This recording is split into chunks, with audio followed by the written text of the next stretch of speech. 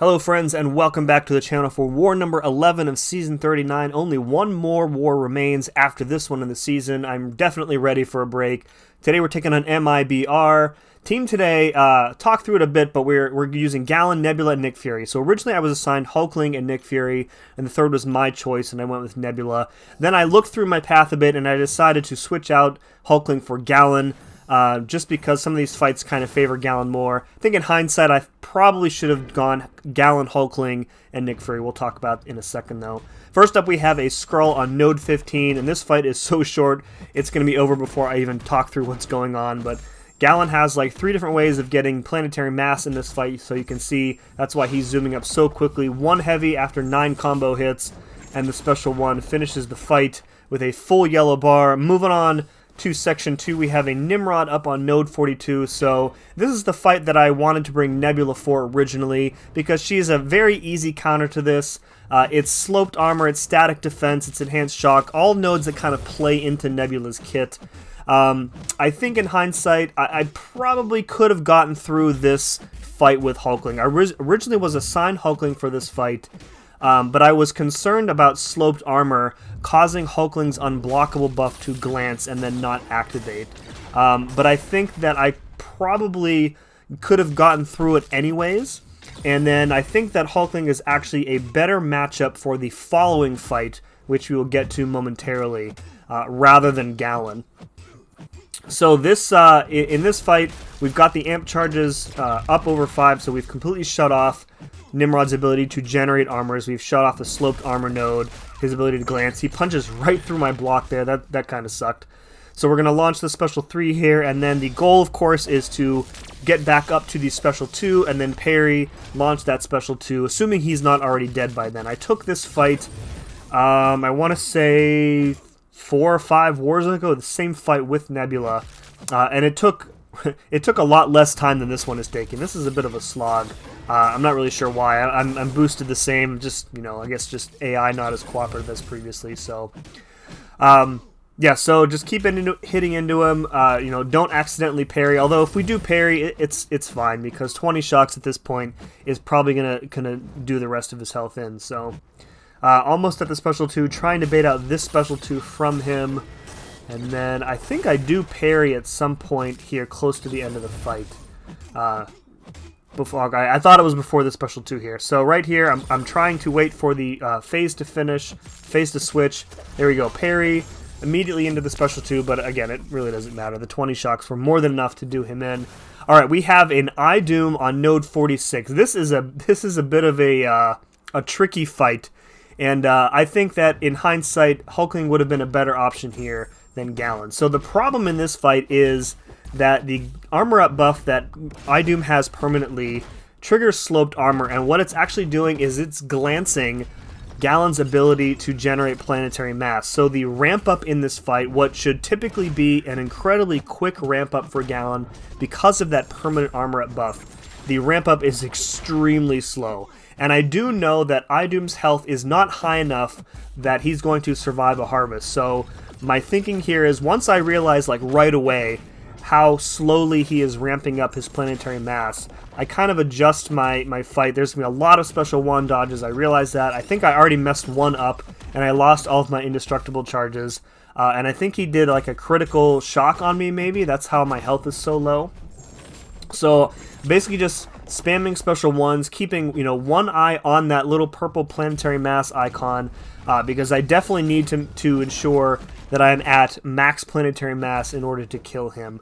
And the regen from the Never Back Down mode is keeping him pretty much topped off at full health, but that doesn't really concern me in this fight. The block penetration, as you can see, is getting a little unwieldy here. And again, this is I kind of had to abandon the idea of playing around the strike counter node pretty quickly here once I realized how slow Galan was going to be to ramp up. So we're trying to parry as little as possible, of course, and, you know, just keep launching those special 1s.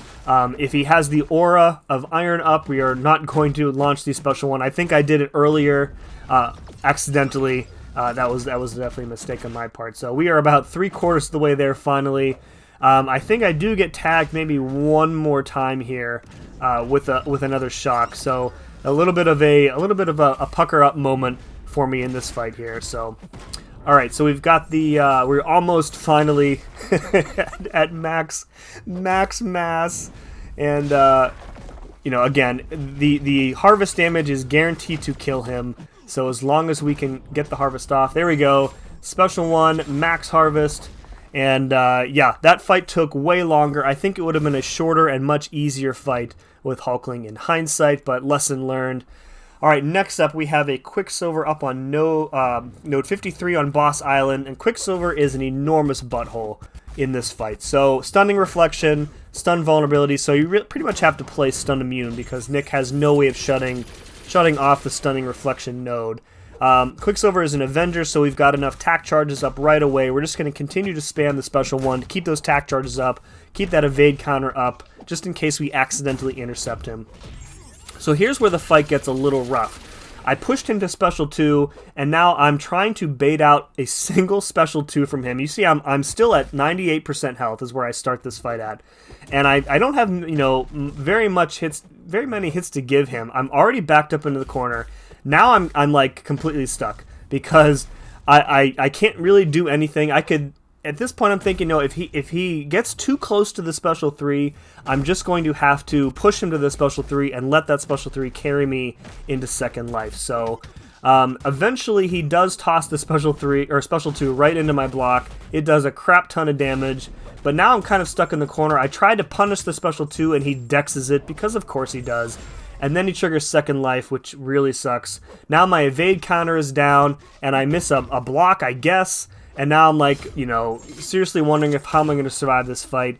I panic launch the special 2, and then I'm like, okay, if I can bait out one more heavy, I've got this fight in hand. A single bleed, a light bleed is going to take him out. So yeah, that was a mess of a fight. But you know, Quicksilver, he can be like that sometimes.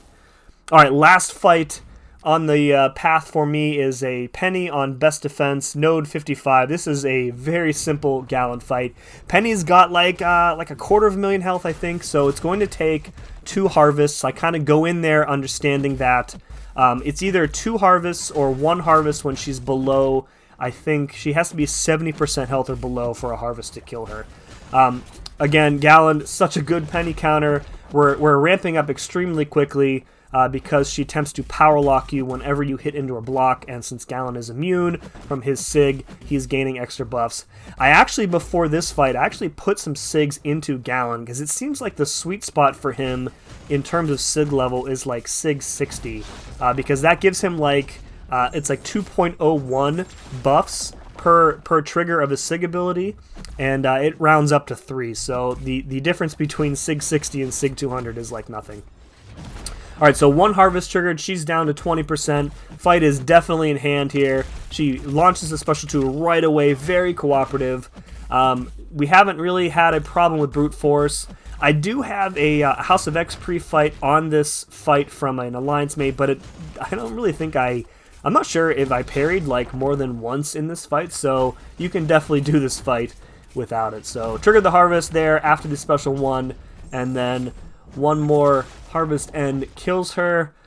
So all in all, a pretty solid war for me. 5 kills, 0 deaths. We did come away with a victory. We were, in my battle group, very efficient, very good. Our battle group got a donut this war, so super proud. That's our 2nd battle group donut this season, and really happy with getting that win. And we were done like really early. I think by the time I went to bed, we only had 2 fights left up on the board, which is not very common for us. So, all right, 1 war left in the season. I think we need a victory to secure top 10 in Masters, so we'll definitely be looking to get that. Folks, if you enjoyed this one, please let me know by hitting that like button. And as always, thank you very much for watching. We'll see you again next time.